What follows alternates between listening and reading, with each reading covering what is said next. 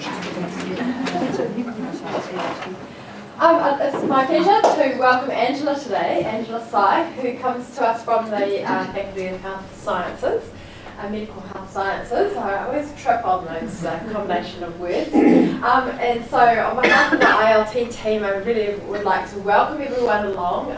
We're really looking forward to hearing about multi-choice questions and about some of the ways in which you've integrated that into courses and in terms of working with students to really engage them with the content and their learning in particular, and our teaching as well. So thank you very much for coming to talk to us, and I'll hand over the podium to you. Thank you everyone for coming to support this seminar. I do have an invited guest as well, so a meta guest. Dr. Ian Brailsford from Student Learning Services, who will help to supplement my presentation with a student perspective based on some of the data he collected through student focus groups about MCQs as well. So just the background context.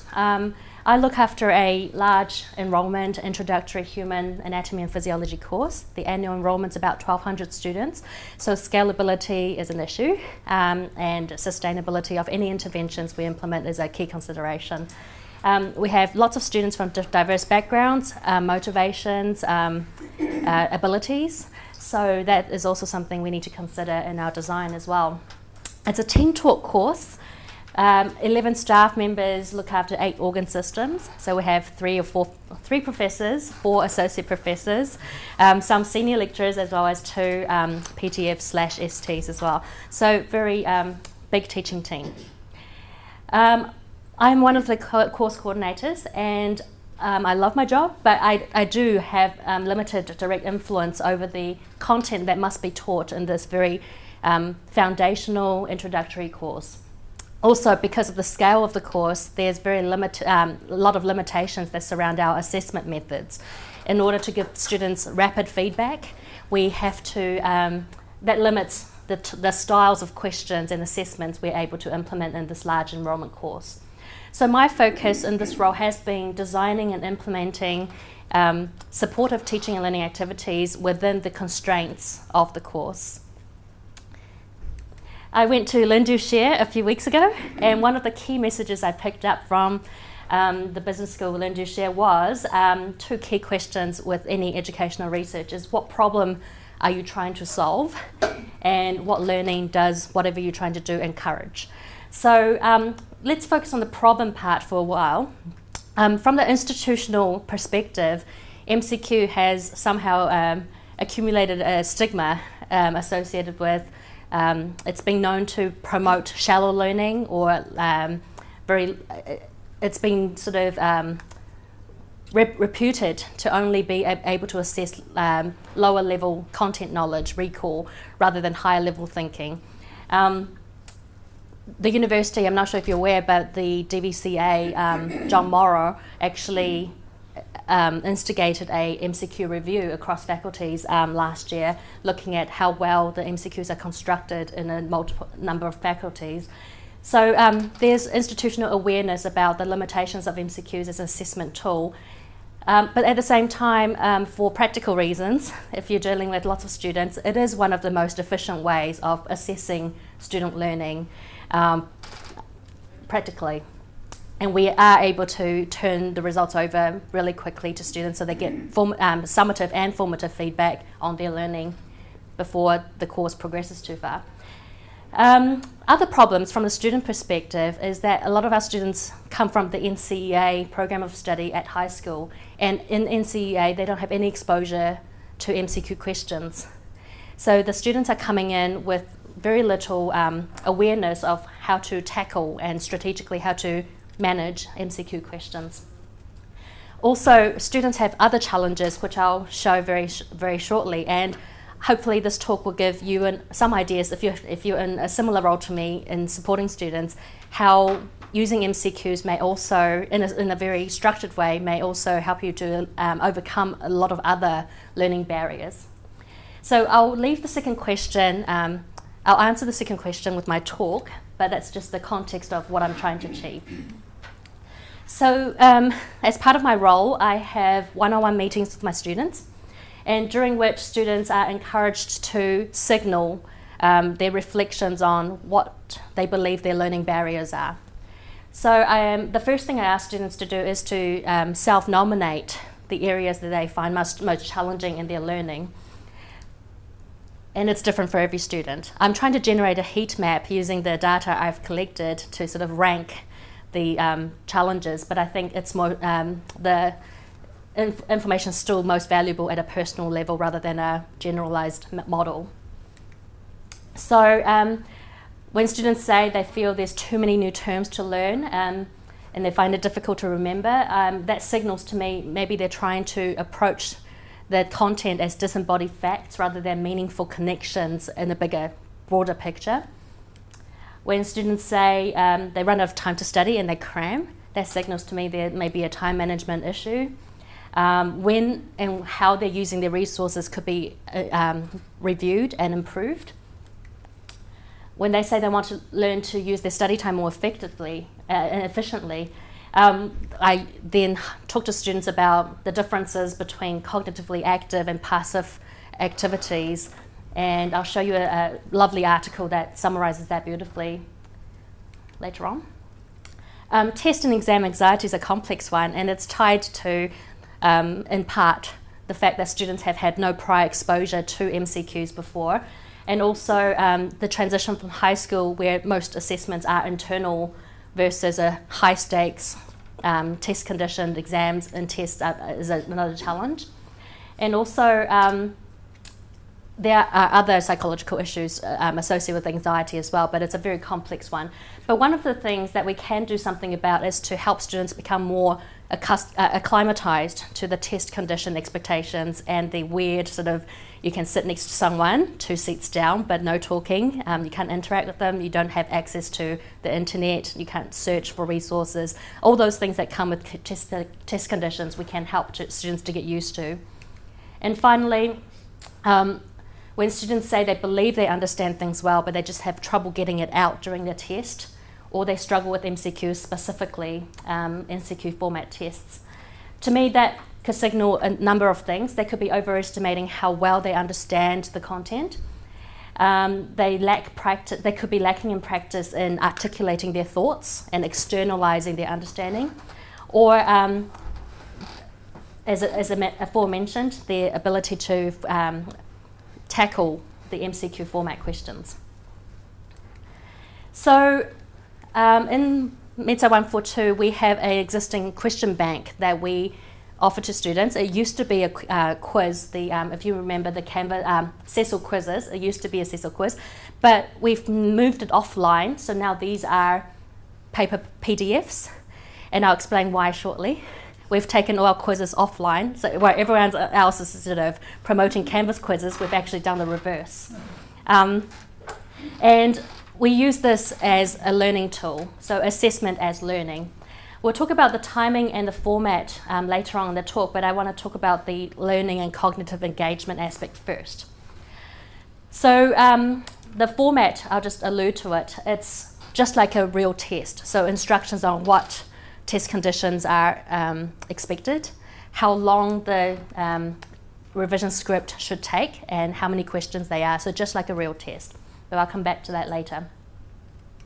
Oops. So this is one example from this question script. The content is irrelevant for this talk, but this is just your standard typical MCQ. Question STEM with 5 or 4 options in some courses. In our course there's 5. Okay. And I asked the student to just give it a go. It doesn't matter if they get it wrong, that's not the point. The process is the important part that I wanted to focus on in my consult with them. So they would have a go, and typically this is what I see. The student would immediately eliminate options they know are wrong, and the student was able to do this in this case because Sertoli cells are found only in males, and progesterone and oocytes are female-only features. So they were like, oh, those are silly options. I can eliminate them straight away. And out of the 3, the student and I'm sure in your experience, this is how students think as well. They always they're down to 2 options that they have to weigh up and choose between. So this particular student chose FSH because, for whatever reason. So some students, in my more recent consults, I've sort of leveraged that idea of gamble, of tossing up between options. And I've asked students, well, if I give you $10, you have the option of putting $10 on one of the options, or you can choose to split up the $10 however you wish. And you can put 5 on one option, 2 on the other, 3 on the other, or you could do 6, 2, 2, depending on how confident you feel about the options. So it's kind of like leading them into a little trap there. Because as we know, MCQs are single best response question format, right? You have to select the most appropriate answer. So we'll come back to this student later. And what I do is I then go through the next step. I go, okay, talk me through your reasoning. What's going on when you're making the choices? So this student was able to go, well, progesterone's female only, and oocyte's female only. And then this is where the conversation gets exciting for me, because they go, well, yes, you're absolutely correct, but how would you change option E to make it the model answer? So you're not just stopping at the face value of the option, but you're extending that cognitive engagement and challenging the student to think like the examiner. And how would you modify the statement to make it true? So the student then say, well, if I change nourishing developing oocytes to sperm cells, that would make it correct. The other option here is progesterone is only found in female, but also the transport of any hormones is not the job of Sertoli cells, or in fact any cells. It's transported through the bloodstream. So blood vessels are responsible for transporting hormones. So again, it's a related aspect of the topic that's not directly the subject of this MCQ, but nonetheless, by challenging the student to look at the options a bit closer, we're now helping students to revise a different aspect of the same topic. This particular student selected that the secretion of follicle-stimulating hormone is the job of Sertoli cells, but after thinking through a bit more, they realized they made a mistake here. It's actually the anterior pituitary that's responsible for making FSH, not Sertoli cells. So that's correcting a misconception right there. So they're justifying why, the option is right or wrong, they've now recognized something that they had a misconception about. The production of testosterone is the role of Leydig cells. Now this is an interesting one. The student could say it perfectly, verbalize it perfectly, but they couldn't spell it. We're not too harsh on spelling of first year students, but nonetheless, if a student sits in a test or an exam realizing they don't know how to spell something, that's going to add unnecessary anxiety for them. So I said, look, by forcing yourself to actually write it out, you've now safeguarded yourself. You can go and practice how to spell Leydig. So when you go into the exam, if you're expected to write the word Leydig, you're not going to freak out. And then, of course, the correct option is none of these options, because there was something wrong with all the other options. Any questions at this stage? Yes? Is there a reason that you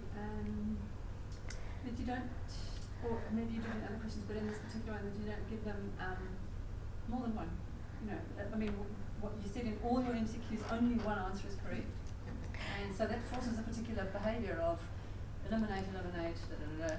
Whereas if they know that there's more than one, it changes the whole approach to the question, right? Absolutely. And so did everyone hear the comment and question?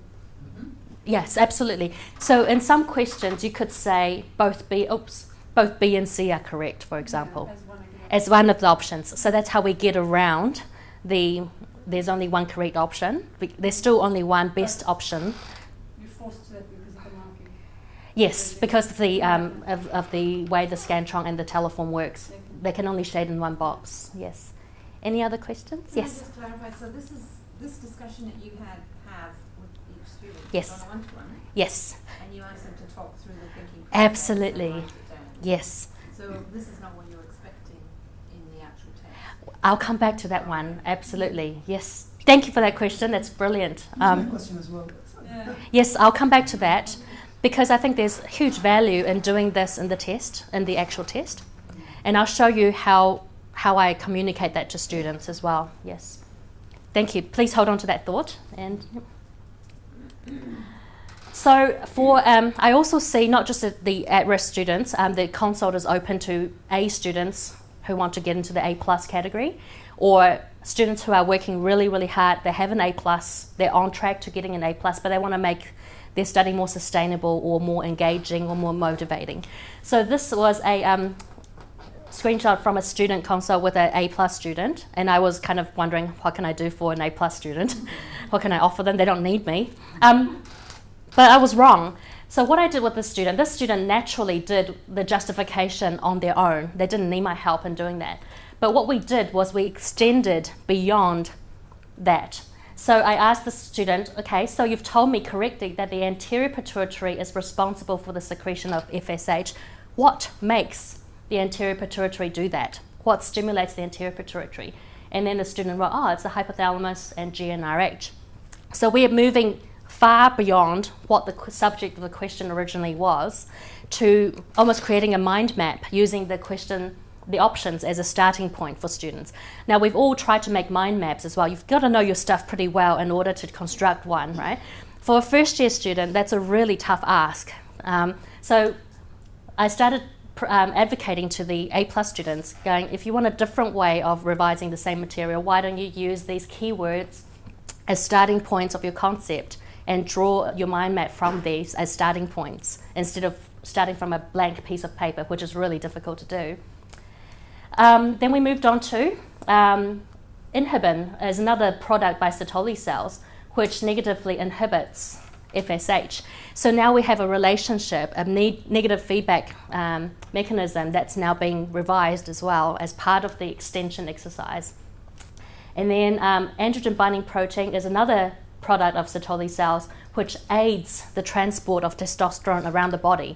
So from these keywords, we were able to make distal and distant sort of associations beyond the immediate question wording.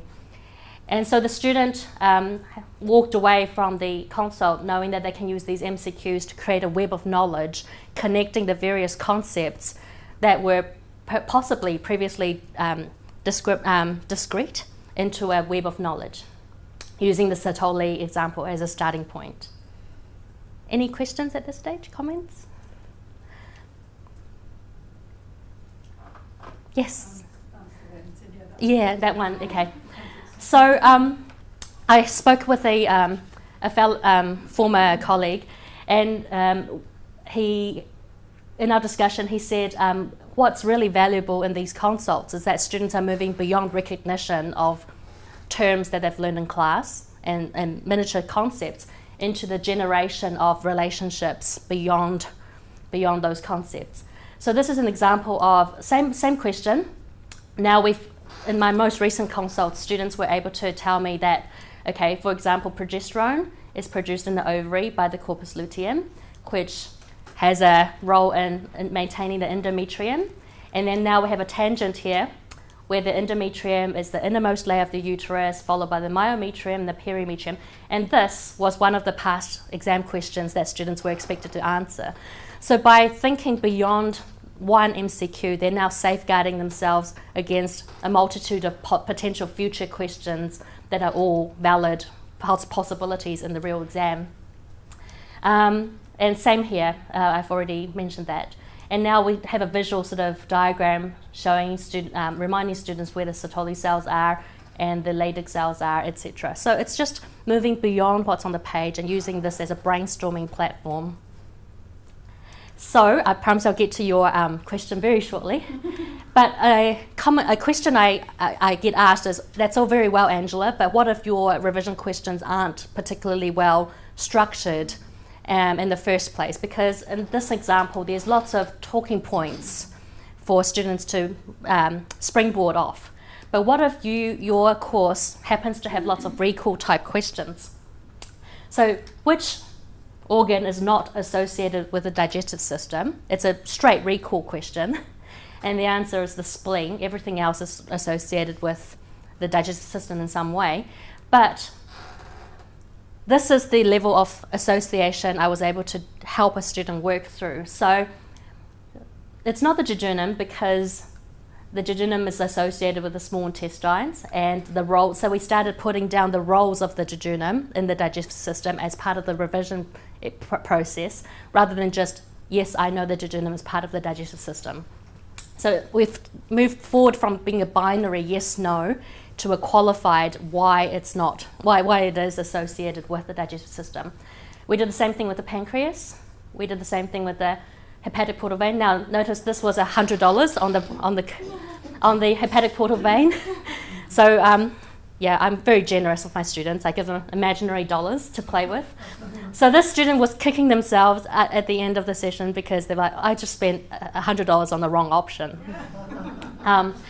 But you know, when I use that example, I think it rings home for them, because it is something they can relate to, instead of a mark or a sort of a abstract concept of it's either as 1 or 0 in MCQs. If you put it into money terms, everyone seems to understand what you're talking about.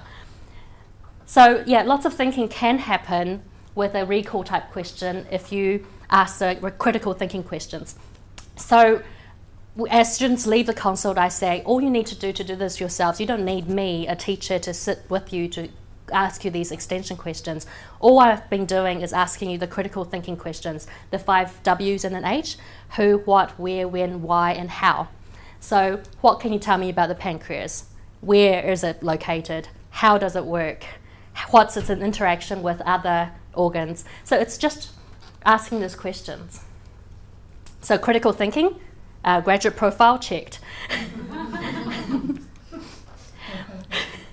So then at the end of the consult, I asked student, well, was this way of revising and actively triggering and asking you to recall more fun or less fun than rewriting your notes? Because that's what a lot of first year students do. They rewrite their notes over and over again in the hope that some things will stick. And of course the answer is invariably, yeah, it's way more fun. Then, because usually prior to this exercise, I've talked to them about the difference between passive and active learning. So I asked them, well, does this count? Does this exercise we've just done count as passive or active learning behaviour? They recognise it's active recall, testing yourself. They're always testing themselves. And for me, the important thing is this creates valuable social learning opportunities. A lot of our students live in the halls of residence where there are lots of other students taking the same course. So it's a great opportunity for students to have a conversation and test each other, ask each other prompting questions about where does it work, how does it work, tell me more about it, etc. So this is our Canvas timetable, and what I've done to overcome this, the barrier of time management for some first year students, is we've put the revision questions on where we think students ought to be doing them. So instead of students leaving it to the last minute and doing it right before the tests, we encourage students to do these revision at the end of each topic, that after the topics have been delivered. And that is because when the students have done them straight after the topics have been delivered, what that does is 2 things. Firstly, they're getting a good baseline idea of how much has naturally sunk in before they write additional notes. So for example, if a student did this revision test and found out, actually, I got all the questions from the first 3 lectures pretty much okay, I'm sussed for those 3 lectures, then in the limited study time they have, they would get most bang for their buck if they started their revision halfway through the lecture series rather than at the very beginning. Because without that understanding of where the baseline is, it's human nature to want to start at the beginning to make sure you covered everything, right? But also the beginning lectures are always the easiest conceptually. So students fall into the trap of feeling good about revising what they already know rather than targeting their areas of weakness.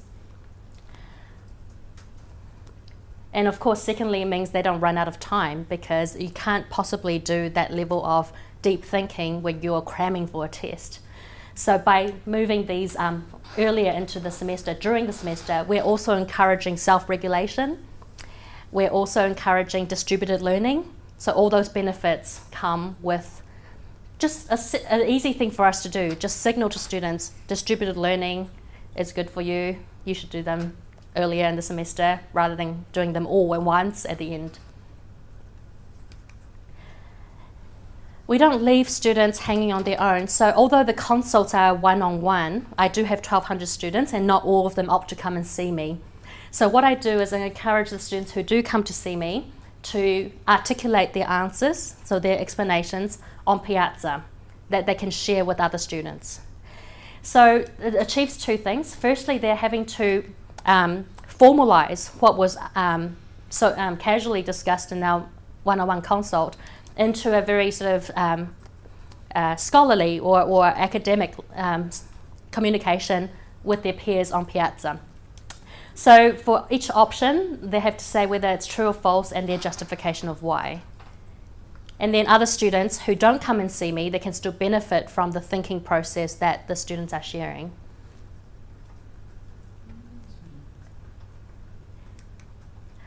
And if there's any remaining confusion or ambiguity, students can ask follow-up questions.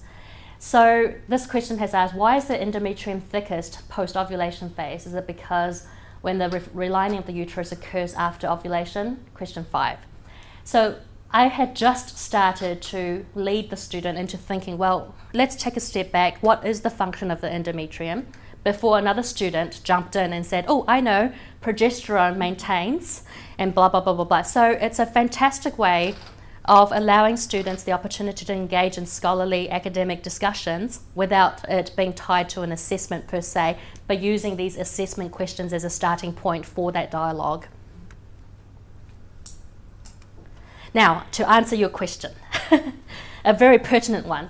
So some students are really confused by all the tables I have on Piazza asking students to justify their explanations. And so this particular question was, hi there, I'm kind of confused about the MCQs we have to do. The part where I'm confused about the true and false part. So this means the MCQ is just a lonely shading in a box, and like we do in other MCQ tests, but instead we have to explain our reasonings. So that really caught my attention. That's how students are approaching MCQs. It's like we just have to choose one. We don't have to say why. So that was a really big wake-up call for me. So a student said, you did the MCQ test. You don't have to explain your reasoning. The section is merely here on Piazza as a study aid and does not form a part of the formal assessment at all. So it's a double-edged sword. My question the next question I'm going to try to address is how do we shift the student attitude towards MCQs from moving along just a choice that they can make without saying why. It's like having an argument with each other and saying, oh, because I said so, you know, so it's an interesting one for me to solve next. But to answer your question, I think it's really important, especially in a test situation, for students to be able to, with reason and fact, rule out why they're making the choice they're making. So that's why we give them lots of opportunities to practice outside of the test setting, but we're in the hope that the practice that they do gives them the training they need to be able to do this under test conditions in order to get the questions right with $100 on the right option rather than on the wrong one. Does that answer your question? So you don't need to see their reasoning? We don't need to see their reasonings, but they should be doing it. Yes. It's not assessed directly, if that's a way of putting it. Yes? So do you think you're making a dent in this preconception that students have that, the course has an MCQ exam, so I don't have to study? Yes, I believe. Sorry, I've got something in my eye. Yes, I believe so, and I'll show you some student feedback on this consult. Yes, process. Yes. So when you're actually creating the questions for multi-choice, have you got that in mind when you're doing it? How they will be thinking through and how challenging? Absolutely, I think so. I think every assessor, when they write MCQs, already have in their mind, whether consciously or subconsciously, why the option is wrong. It's just. And that's the other aspect, is we can help our staff to become better MCQ writers by showing them how the students perceive them and how we can anticipate student analysis. Yes. Oh no, I just want to add to that because stage 1 stats used to have a very good question bank, and so the exam used to be 65 questions of MCQ. But if you have your core concept incorrect, I bet you there'll be an option in there for you that then will catches you out. So you still actually need to know your stuff. And so there are good MCQ questions that can be written. Absolutely. But yeah, it's students just don't, there's just such a huge scale perception that, for example, Bioscience 101, I don't have to study for this course. It's an easy option because it's got an MCQ exam. And it's just this, not thinking beyond that. Well, I had friends who were the same when we were doing stage 1 stats, and they were like, 65. Then the study went on how do I roll my pens to try and guess what the answer is instead of actually studying. Yeah. And I said there's a reason that you guys failed because It's just too late. So, because I'm a background in maths, so quite often I will design the answers to be exactly the misconceptions that I'm likely to know that students will have. But there's something else that's interesting about the maths thing with multiple choice. So one of the most difficult maths problems that you can give to a student is to say, this is equal to this, prove it. Or it can be shown that this. Thank you so much. goes Thank to you. this. Thanks. And then what's challenging about that is because you and I who are kind of used to, we expect that you're going to start with the beginning and then work your way to the end, and therefore you've shown that this equals to that. But what a student does is they often will start with the answer instead of starting with the question. So if you're creating a mathematical proof, you actually want to start with the beginning and then work your way towards the solution. But in watching students with these kinds of proof questions, they'll often start with the answer and try to Justify. unwork Yeah. it, Yeah. to justify it. But you see, the same thing is actually true on a multi-choice question because the answer is there. So it's the idea that it must be easier because the answer is there. Right there, I just need to see it. I just need to see it. I just need to guess it. Yeah. So that's what perpetuates this thing of, I'm not going to study. Yes. So I know what's not helping is that owing to administrative and funding constraints, some courses in stage 1, these students have been through, their entire assessment for the entire coursework is all 100% MCQs. So there's no reason for students to move beyond recognition. Whereas in MedSci 142, we do have the final exams all short answers and paragraphs and essays. So we do require students to generate. So that's why there's a reason for them to practice it. But I totally agree with you. In courses where you've reduced the format down to one format, and that rewards recognition, it's a really huge barrier for future progression for in the graduate profile and the attributes as well. Speaking of graduate profile, I think this type of academic dialogue and communication skills is fantastic for stage 1 students to be engaging with at this level. So scientific communication skills ticked. Now, some students loved it. And so where some students wonder, do we really have to do this? Is it a requirement? Others who have had the consult took it to the extreme. So this is a student who came back for a second meeting, and she showed me, this is what she did this is on her tablet. So she downloaded the script and highlighted her answer and her justification, and then she got it right the first time, so that was good for her. And then the second one she got wrong, incorrect the first time, and then she did a little diagram to swot up on the reason why she got it wrong, and then this is her second sort of refined justification. So like I said, every student's different. It will click with some students, it won't, but I was really impressed with how it worked for this particular student in terms of a different way from what they had been doing to study. Can I just ask, I'm sorry, but you must have a lot of students. I do. All right, so they're not all going to come and see you. No. So how do you get that out to all students? That this Word is of Great question. Great question. Word of mouth. I say to every student who comes to me going, share this with your friends, do it with your friends. This is on film, but this is being recorded, but I said, you can turn this into a drinking game with your mates. And it gets a laugh out of them.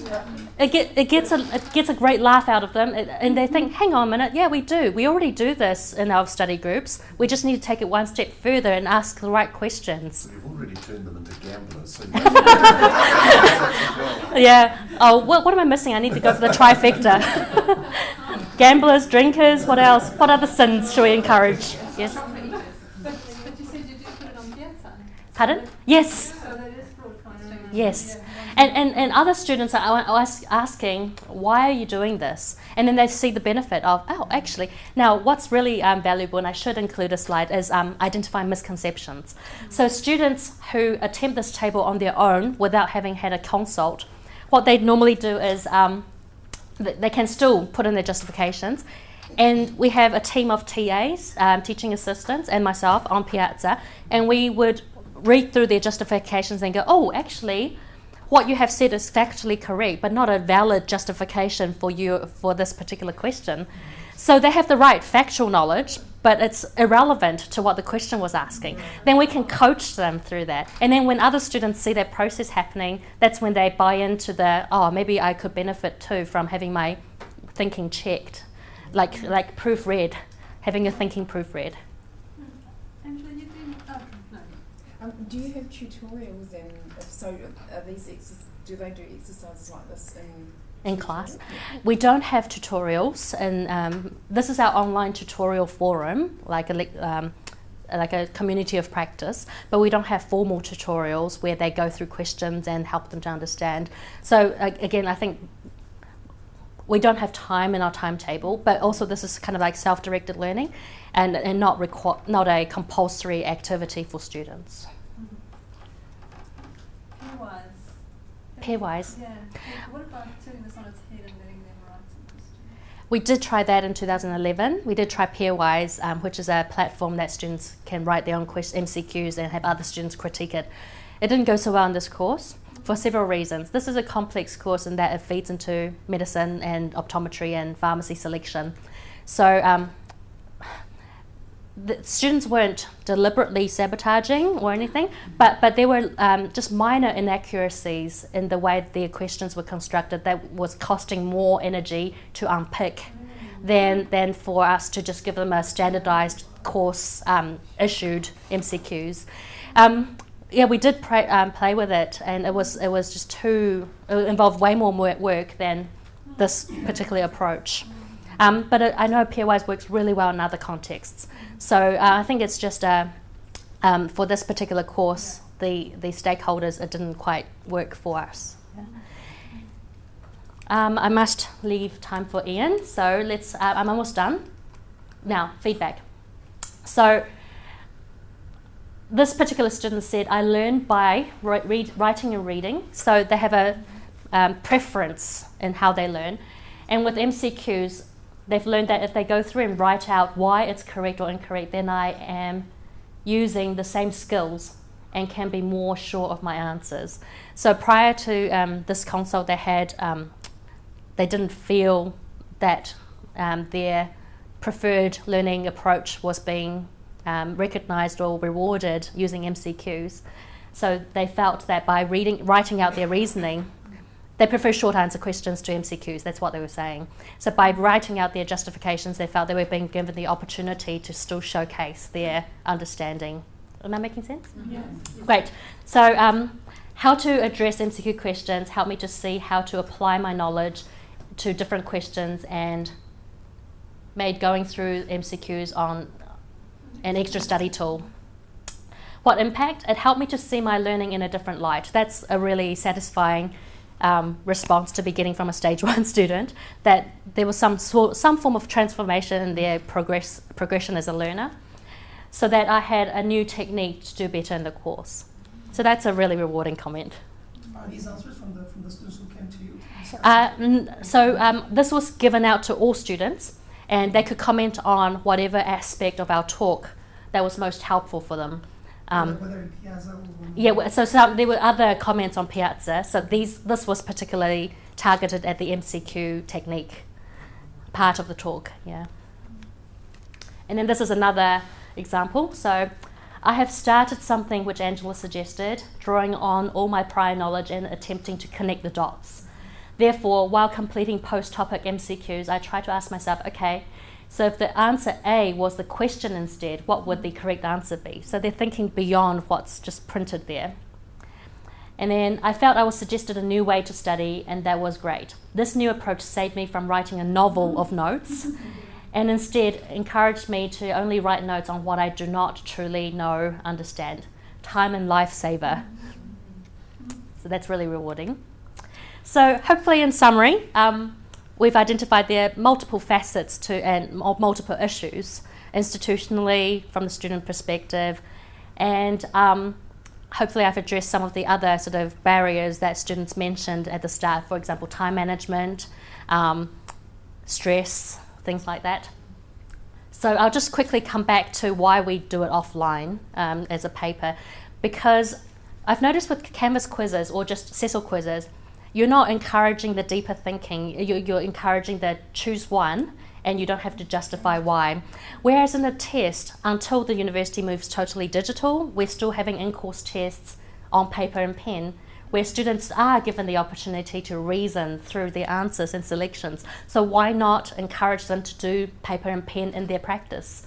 Because that's exactly what they'll be expected to do in the in-course test. So that's why we've moved all our revision questions offline, to give students the ability to print off a copy, go to somewhere quiet, and pretend they're sitting a real test without any distractions or access to resources or the temptation. What learning does encourage, I mean, we've mentioned the communication skills, deeper thinking, critical thinking, etc. So with that, I'm going to pass the mic on to Dr. Ian Brailsford. Okay. I'm going to be loud enough, aren't I, for this? Yeah.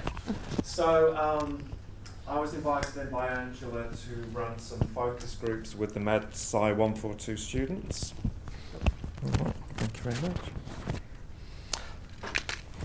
Right. So I think overall there were like 6 groups, so for the sake of argument about 30 students took part in the focus groups, and this was a wide-ranging conversation about the assessment and about the course. So at least 2, possibly 3 caveats. 1, self-selected group of students who came to the focus groups. They're kind of being primed because the context of the conversation was there have been innovations which have been implemented by Angela into the course, and what are your responses to some of the innovations around the teaching and learning for the course? I was capturing them in real time because they were in the middle of the semester or during the end of the semester doing MedSci 142. So that was quite interesting. So I've done the caveat of, like buyer beware. And I'd actually read through the transcripts a few days ago. So this is almost like my editorializing, trying to pull together some of the strands which maybe we can generalize and broaden out a bit of a conversation. There was a belief that there is a core set of a bank of questions for each particular course. And as Angela said, well, yeah, it's true, isn't it? But students have this perception for each course somewhere in a magic book or somewhere there. But if you can find literally the key to that book, it's all there. That's part of the perception. One of the things that Angela hadn't clicked was for the students doing MedSci 142, they were comparing the multiple choice questions in MedSci 142 to the other courses that they were doing simultaneously, which also had multiple choice questions. So in the focus groups, there were conversations, and again, I'm paraphrasing, this is my sense of this, but almost a game of cat and mouse or mind games between, am I trying to understand what the particular course coordinator is thinking when they construct the multiple choice questions that are from this magic bank? Or is there a key to a University of Auckland formula? And again, in real time, they're trying to work out, and often retrospectively based on the results they got on the MCQs, whether there was some sort of magic key. And that links into Angela's comment about the students who've come through NCEA. This is quite a new learning thing for them, which they're having to make sense of. So there's a belief in this core question bank of MCQs for each particular course. I think because Angela had sort of been quite open with the students doing MedSci 142, that some of the questions were knowledge, but some of them were probing a bit more around understanding and logic. So again, those are the students who come to the focus group. Maybe those were a bit more like this, maybe a self-selection, but they'd already clicked that there were different kinds of multiple choice questions. There was really interesting conversation. They had picked up, and I'm not sure whether that was through Angela or just through their own working it out, that not all multiple choice questions were equal. That within the questions that they were being asked, they were what they described as discriminator or discriminatory questions. The ones that would sort out the good from the very good to the excellent. And then some students were saying, well, maybe there should be a premium if you get that one right. Maybe get 2 marks or 3 marks. But then again, we all know that students have a very strong sense of fairness. What about the student who just blind luck chooses the right answer on that discriminator, so they get a bonus thing for that as well. There were 1 or 2 students who, again, on the one hand, they could see the advantage of multiple choice questions, but they felt that some of the writing skills that they needed to be developing, they were conscious that maybe there should be more like short answer or essay kind of things. This is me editorializing a bit. So in the focus group, I'm just there on Angela's behalf, asking the questions and some follow-up questions. Many students would say that I like or don't like multiple choice questions because of my learning style.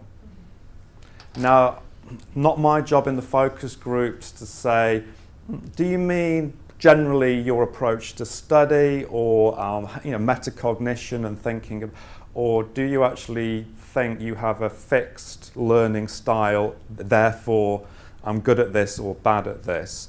I think there is something out there that maybe is coming through high schools where students come in thinking that they have a learning style that has been diagnosed. Anyway, I just say that, but that has a bit of an implication for about how people actually approach the multiple choice questions. Because Angela had instigated the practice or this notion of using the multiple choice questions on Piazza and as a sort of diagnostic thing, I think many of them at the focus group had realised, okay, this is good practice for the real test, but it's also good practice for my learning overall. They were beginning to realise that there were at least 2 things going on.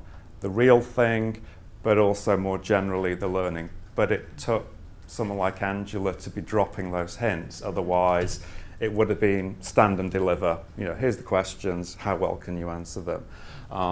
So that's where I think, in a sense, the context was the people in my focus groups had been thinking about it.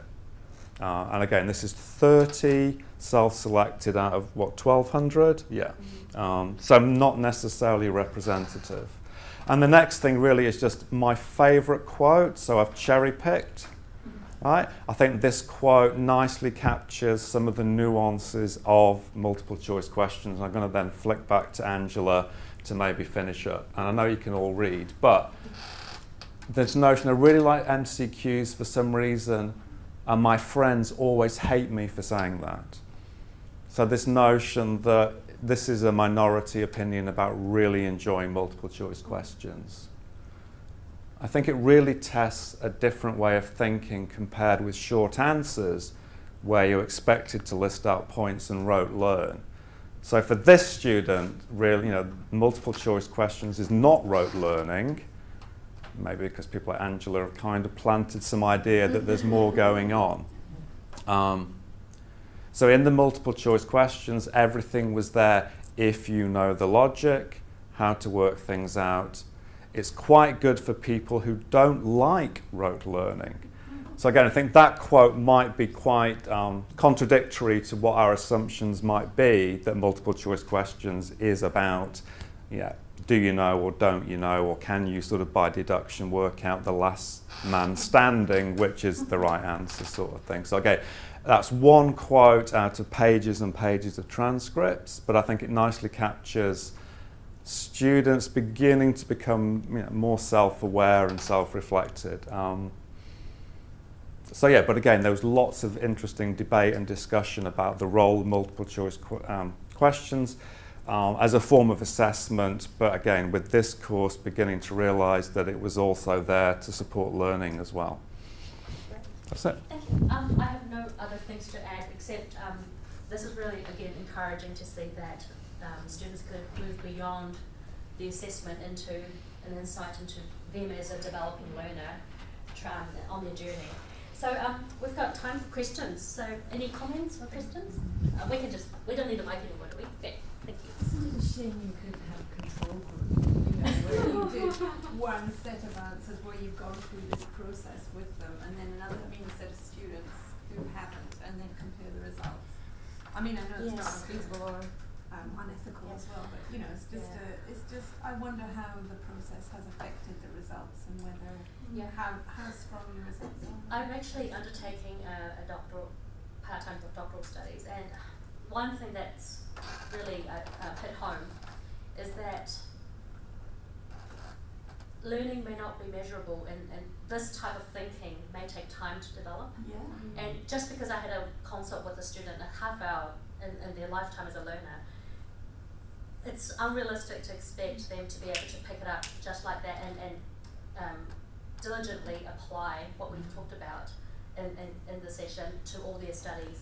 So I'm very sceptical as even if I did have a controlled experiment, how much impact that would have on their final grades, test results and things like that. I'm really careful now in terms of inferring, the sort of randomised control studies in an educational setting. I've almost given up a little bit. So that's why I'm working with individuals, because even if I can plant a seed, they might click next year and they might click the year after, but it's showing them the process and hoping they'll take it up. Yeah. So I'm really zen about that now. not trying to publish in medical education journals where they expect quant. But I'm just saying, look, I think I'm fulfilling my job as a course coordinator to the best of my ability by giving students the opportunity to see that there's more to MCQs than just what they may have previously thought MCQs were about.